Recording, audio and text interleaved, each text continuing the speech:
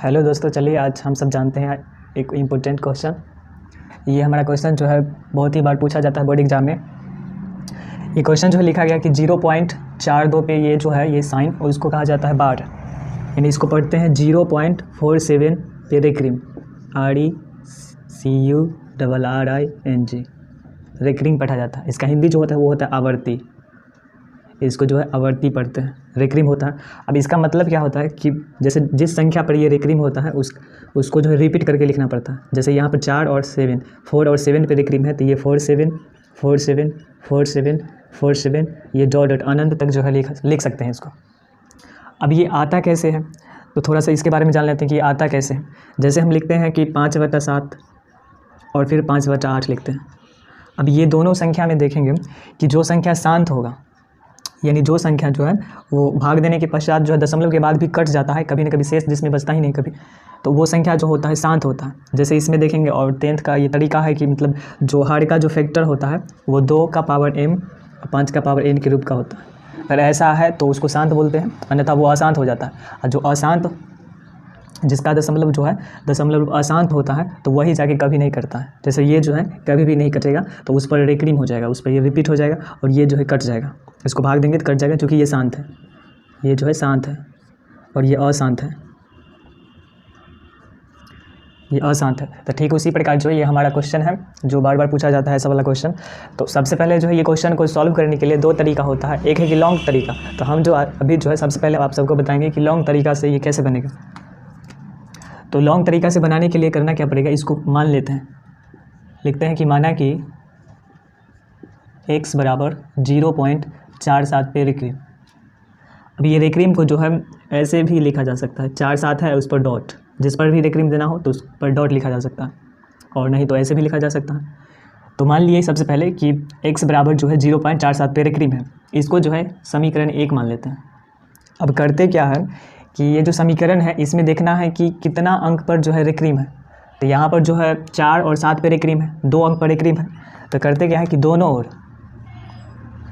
ओर अगर 2 अंक पे रेक्रीम है तो 100 से गुना करेंगे, 100 से गुना करने पर दोनों ओर 100 से गुना करेंगे। जब 100 से गुना होगा तो x को 100 से गुना करेंगे तो 100x आ जाएगा। और यहाँ पर थोड़ा समझेंगे कि यहाँ पर गुना करेंगे तो होगा क्या। जैसे अगर हमारे पास ये कोई संख्या है, ये पॉइंट वाला संख्या है, इसको अगर हम 100 से गुना करते तो ये 4864 है और 00 आ जाता। उसके बाद देखना है दशमलव कहाँ पर आएगा, तो दशमलव इसमें देखना है कि ये 3 अंक है, 3 अंक के बाद जो है दशमलव है। तो यहाँ पर भी देखेंगे 1 2 3, यहाँ पर दशमलव क्वेश्चन है, ऐसा वाला क्वेश्चन है, इस पर रेक्रीम है, 4 पे रेक्रीम है। इसको अगर 100 से गुना करना होगा, इसको जब 100 से गुना करना होगा तो ये तरीका है कि यहाँ पर जो 8 है 6 है 4 है, 864 है वो इधर चलाएगा। ये सब 2 अंक 2 0 से गुना किया है तो दोनों अंक इधर आ जाएगा, लेकिन जिस पर रेक्रीम रहेगा वो जो है फिर उसी प्रकार ऐसे ही रह जाएगा, वो जो जिस पर रेक्रीम होगा वो वैसे ही रह जाएगा।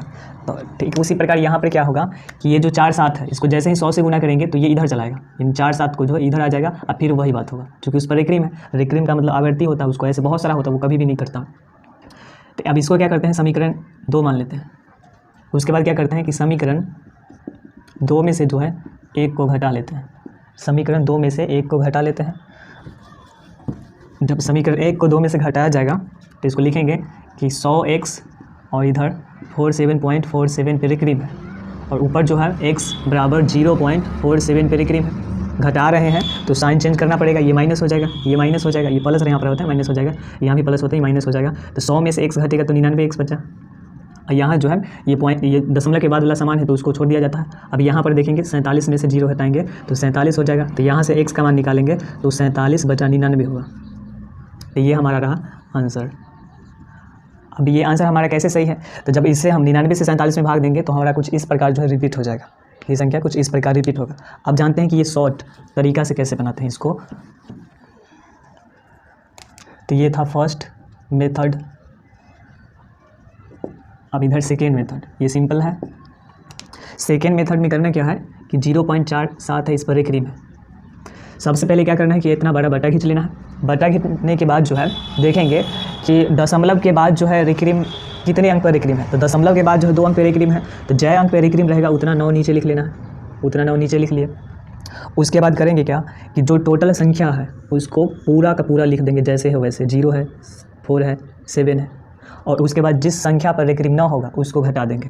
तो यहाँ पर 0 पे नहीं है तो 0 को घटाएंगे, तो ये घटाने से 47, नीचे 99, तो ये हमारा आंसर हो जाएगा। तो ये तरीका है ऑब्जेक्टिव क्वेश्चन को करने का। जैसे एक और क्वेश्चन लेते हैं, इस पर रहता रेक्रीम, तो इसको कैसे बनाते हैं। तो इसमें देखेंगे कि 2 अंक पे रेक्रीम है, जितना अंक पे रेक्रीम रहेगा दशमलव के बाद लिखना है, दशमलव से पहले नहीं, दशमलव के बाद जो है 2 अंक पे रेक्रीम है तो 2 ठो 9 हो गया। टोटल संख्या जो है 20, 42 है, और रेक्रीम किस पर नहीं है तो 2 और 0 पर नहीं है रेक्रीम, तो इसको घटा लेंगे, तो 0 2 0 2 बटा 99। अगर ये कटता तो काट लेते, नहीं कटेगा तो छोड़ देंगे। तो ये इस प्रकार से ये बना सकते हैं इसको। चलिए अब दूसरा क्वेश्चन देखते हैं। अभी जो हम देखें पहला क्वेश्चन जो था उसमें था 0.47 पे रेक्रीम था, तो इसको कैसे बनाना था वो अभी बताए हैं। अब हमारा ये जो क्वेश्चन है, अब कुछ क्वेश्चन इस प्रकार है कि दशमलव के बाद जो है मतलब कुछ अंक पे रेक्रीम है और कुछ अंक पे रेक्रीम नहीं है। तब देखते हैं कि ये कैसे बनेगा। तो करते क्या है कि सबसे पहले इसका भी 2 तरीका है, फर्स्ट मेथड, सेकेंड मेथड। पहले हम लॉन्ग विधि जान लेते हैं, उसके बाद जो है शॉर्ट बताएंगे। तो सबसे पहले जिस प्रकार उसको माने थे, माना कि x बराबर 0.47 पे रेक्रीम, ठीक उसी प्रकार इसको भी लिखेंगे। लिखते हैं कि माना कि x बराबर, आप इसको x y m n p q कुछ भी मान सकते हैं, हम इसको x मान रहे हैं। x बराबर 23.523 पर बार, या फिर इसको जो है रेक्रीम पढ़ा जाता है। इसको जो है समीकरण 1 लिख लेते हैं, ये समीकरण 1 रहा। अब करते क्या है, इसको पहले क्या था कि यहाँ पर 0.47 था, दशमलव के बाद 2 अंक पे रेक्रीम था, तो इसको जो है हम गुना किए थे 100 से। अब यहाँ पर है दशमलव के बाद जो है 2 अंक पे रेक्रीम है, और उसके बाद एक जो 5 है उस पर रेक्रीम नहीं है। तो करना क्या है कि जिस पर रेक्रीम नहीं होगा दशमलव के बाद ही रेक्रीम हो सकता है, दशमलव के बाद ही क्वेश्चन, अगर बोर्ड क्वेश्चन है, बोर्ड वाला क्वेश्चन है कोई, तो दशमलव के बाद ही क्वेश्चन हो, दशमलव के बाद ही रेक्रीम होगा। तो करेंगे क्या कि दशमलव के बाद जो भी संख्या पर अगर रेक्रीम ना होगा तो उतना से पहले गुना करेंगे, मतलब उतना 0 से गुना करेंगे। तो दशमलव के बाद 1 अंक पे रेक्रीम नहीं है, मतलब 5 पे रेक्रीम नहीं है, तो करेंगे क्या कि सबसे पहले इसको 10 से गुना करेंगे। तो लिखेंगे समीकरण 1 गुना 10।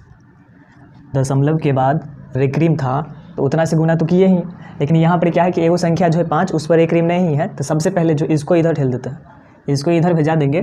तो होगा क्या कि समीकरण 1 को जो है 10 से गुना करेंगे, करने से यहाँ पर हो जाएगा 10 को, x को जो है 10 से गुना करेंगे तो 10x, और इसको जो है 10 से गुना करेंगे तो हो जाएगा, तो इस तो है ये 5 आ जाएगा। अब 0.23 पर रेक्रीम ऐसे ही बना रहेगा। ये समीकरण जो है 2 हो गया। फिर आगे लिखते हैं क्या है कि अब बस बात वही हो गया, ऐसा वाला क्वेश्चन आ गया। तो समीकरण 2 को जो है अब दशमलव के बाद 2 अंक है तो 100 से गुना करेंगे, 100 से गुना भी लिख सकते हैं या फिर गुना का साइन दे सकते हैं। तो यहाँ पर जो है समीकरण 2 को 100 से गुना करेंगे, तो ये 10 पहले से है, इसको 100 से गुना करेंगे तो 1001 हो जाएगा। अब इसमें क्या है कि इसमें 235 पहले से है, ये 23 आ जाएगा, 2 3 आ जाएगा, और फिर उसी प्रकार जो है ये रिपीट हो जाएगा। ये समीकरण जो है 3 लिख देते हैं। उसके बाद फिर उसी प्रकार जो घटाना है, तो आप किस में से किसको घटाएंगे, तो देखेंगे कि यहाँ पर जो है 5 है और उसके बाद 2 3 पे रेक्रीम है, यहाँ पर जो है ये 2 3 पे रेक्रीम है, यहाँ 2 3 पे रेक्रीम है, तो जिस पर रेक्रीम बराबर हो तो उसको घटाएंगे। तो इसको समीकरण 1 को जो है अभी छोड़ देना है, उसको कुछ नहीं करना है, समीकरण 3 में से 2 को घटाएंगे। तो समीकरण 3 माइनस 2 से, समीकरण जो है 3 माइनस 2 से 3 को लिख लेते हैं, 1000x 2 3 5 2 3.323 पे रेक्रीम। उसके बाद जो है 10x बराबर जो हो गया इधर 235.23 पर रेक्रीम है, इसको घटा लेंगे, घटाएंगे साइन चेंज हो जाएगा, ये माइनस हो जाएगा, ये माइनस हो जाएगा। 1000 में से 10 घटाएंगे तो 990x बचा, यहाँ पर इसे कैंसिल हो जाता है। ये 13 में से जो है 5 घटेगा तो 8, उसके बाद 11 में से 3 घटाएंगे तो 9, उसके बाद जो है 4 में से 2 घटेगा तो 2, उसके बाद ये जो है 3 है तो 3 हो जाएगा और ये 2 हो जाएगा। तो यहाँ पर 990x बराबर इतना आ गया, इसको घटा लेना है। उसके बाद x का मान निकाल लेंगे तो x बराबर हो जाएगा 23 29 8 बटा में 990। अब ये जो संख्या है जो कटेगा तो काट लेंगे। तो ये कटेगा तो इसका आधा कर लेते हैं, तो 4 हो जाएगा, 9 दूना 18 हो गया, 5 हो गया, फिर इसको 2 से काट रहे हैं अभी, तो 11 दूना 22 हो गया, 6 दूना 12 हो गया, 4 दूना 8 हो गया और 9 दूना 18।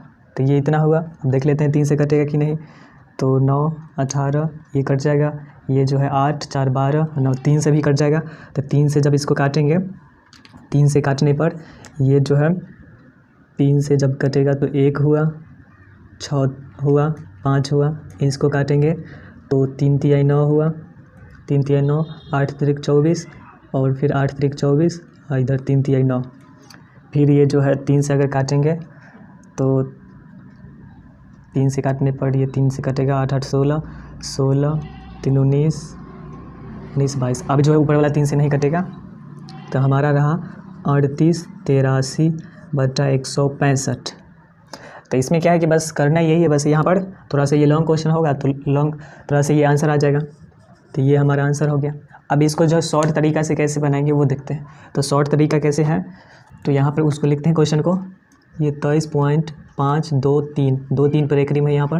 तो ठीक उसी प्रकार करना क्या है कि ये बटा खींचेंगे, सबसे पहले जो ये बटा खींचना है शॉर्ट तरीका में, और दशमलव के बाद देखेंगे क्या अंक पर एक रिम है। दशमलव के बाद जितना अंक पर एक रिम होगा उतना 9 देना है। तो 2 अंक पर एक रिम है, 2 ठो 9 देंगे। और फिर देखना है कि दशमलव के बाद देखना, ये काम जो है दशमलव के बाद ही देखना है। दशमलव के बाद कितना अंक पर एक रिम नहीं है, तो नहीं है 1 अंक पर और है 2 अंक पर। तो जिस पर एक रिम है उसके बदले में 9, 2 अंक पर एक रिम था तो 2 ठो 9, जिस पर एक रिम नहीं है तो उसके बदले में लड्डू देना है। यानी जिसके सर पर टोपी है उसके बदले में उतना 9 देना है, जिसके सर पे कुछ नहीं है उसके बदले में लड्डू देना है, 0 देना है। अब करना क्या है कि ये पूरा संख्या को लिख लेना है। तो ये जो है 23 है, माइनस जो है देखेंगे कि पूरा संख्या तो लिख लिए। अब किस पर एक रिम नहीं है, तो 2 पर भी नहीं है, 3 पर भी नहीं है, 5 पर भी नहीं है। तो 2 3 5 इस पर एक रिम नहीं है, इसको जो है घटा लेंगे। तो घटा लेंगे तो इतना ही घटा के देखते हैं कितना है। 13 में से 5 घटेगा 8, 11 में से 3 घटेगा 9, इधर 4 में से जो है 2 घटेगा तो 2, और ये 23 बटा में 990। तो इतना ही आया था। फिर इसको जो है काट देंगे तो ये पूरा कट जाता है ये 65, और ये जो है 38 83। तो 38 83 बटा 165। तो इस तरीके से जो है ये शॉर्ट क्वेश्चन है। मतलब ये जो क्वेश्चन है इसका शॉर्ट तरीका ये है। अगर ऑब्जेक्टिव में पूछा जाता है तो इस तरीके से हम आंसर लाएंगे, और ये सब्जेक्टिव में पूछा जाता है तो इस तरीके से ये बनाएंगे। तो आई होप कि आप ये दोनों क्वेश्चन जो है आप समझे होंगे। तो मिलते हैं नेक्स्ट वीडियो में। जय हिंद।